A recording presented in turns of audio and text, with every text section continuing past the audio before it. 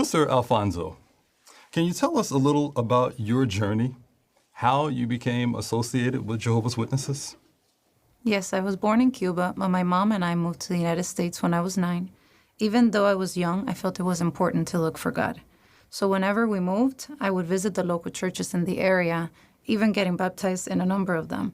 When I was 11, my mom let me move in with my aunt, who was one of Jehovah's Witnesses. And from there, she asked my mom if I could study with a pioneer sister from her congregation, and my mom agreed. Well, nice to see that even at a young age, you had a spiritual need. So, during this time leading up to your baptism as one of Jehovah's Witnesses, did you encounter any trials that threatened to make you give up? Yes, I did. I made changes very quickly. I stopped celebrating holidays, stopped praying to idols, but these changes were very strange to my mom. Just difficult for her to understand. She really was afraid I was being brainwashed. So after studying for several months, she had me move back in with her, which meant the end of my studies and no more attending meetings. It wasn't long before my association was affecting my speech and my behavior. I found myself easily influenced to even celebrate my birthday again. Sister Alfonso, if you want to be rescued, blink twice. I could feel I was moving further away from Jehovah instead of closer to him. I'm sorry to hear that, Sister Alfonso. So, what helped you not to give up and to go on walking in the way of peace? What helped me was the scripture in Matthew 10:37, where Jesus said, "Whoever has greater affection for father or mother than for me is not worthy of me." I realized that a peaceful relationship with Jehovah might mean no peace with my family. But I knew that if I were to ever gain my mom, I had to walk with Jehovah the right way and not give up. So one night I prayed to him, crying for forgiveness and asking for his help. And to my surprise, a few days later, without any explanation, my mom had me move back in with my aunt. So I resumed my Bible studies. And after a year later, at the age of 15, I got baptized. Jehovah clearly heard and answered your prayer. Since then, have you seen continued evidence of Jehovah's guidance?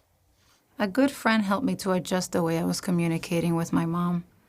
So one day I called her and expressed to her how much I truly appreciate and love her. I didn't want us to be distant anymore. I explained to her that my love for her had never changed, but my love for Jehovah had come first.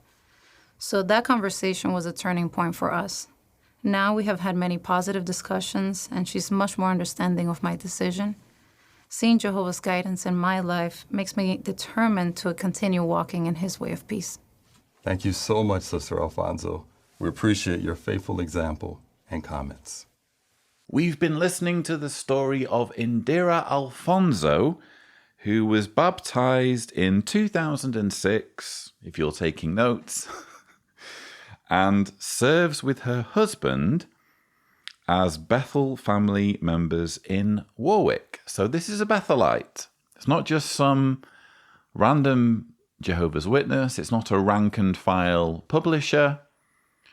It really irritates me the way they do this. They never just let ordinary Jehovah's Witnesses speak.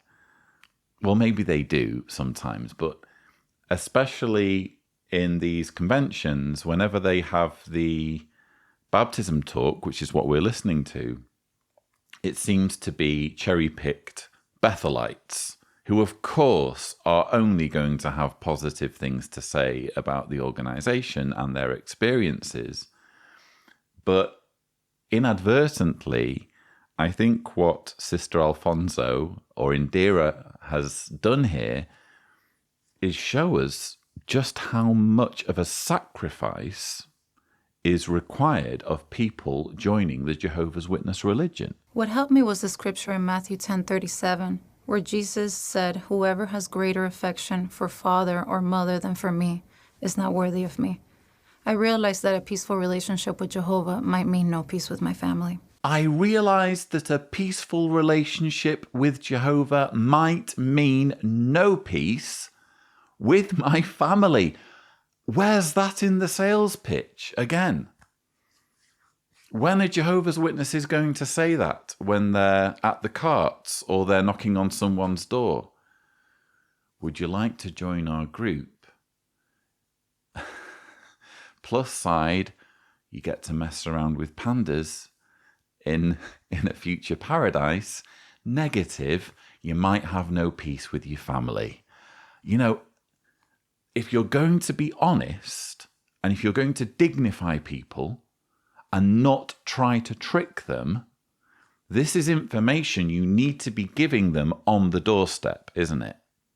It's actually quite interesting, again, how they've included this. They keep making these faux pas where they put this material that's really intended just for Jehovah's Witnesses because it only makes sense to Jehovah's Witnesses.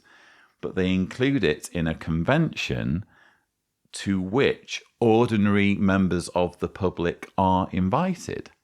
So what on earth are you supposed to be thinking if your neighbour has managed to persuade you to sit in front of the flat screen and sit through? I just can't imagine that, by the way. But imagine that it's worked. The invitation has worked, and a non-Jehovah's Witness has somehow been persuaded to sit through Friday morning, Friday afternoon, Saturday morning, and now we're at the end of Saturday morning, and they're watching Indira Alfonso say, yeah, becoming a Jehovah's Witness sometimes means that your family relationships get decimated.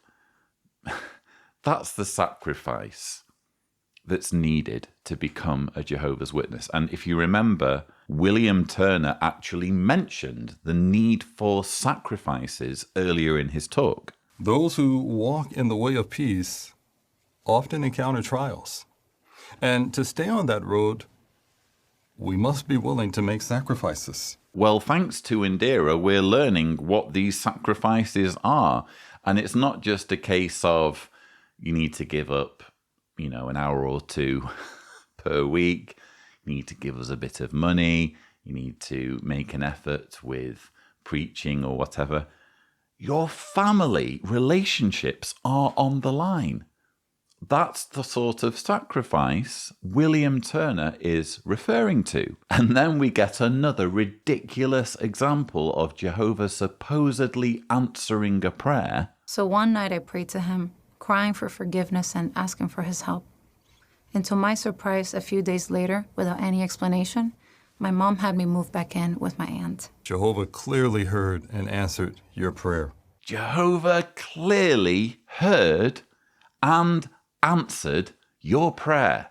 Jehovah intervened in mankind's affairs in this particular instance. He needed you to become a Jehovah's Witness, and you asked for it in a tearful prayer in which you were asking for forgiveness. Apparently you need to be penitent, you need to be remorseful in order to get Jehovah's attention. Some tears will help. So Indira is praying tearfully, asking for forgiveness and asking for Jehovah's help.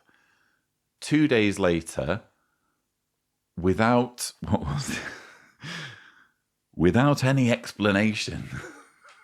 If there'd been an explanation, it would have been different.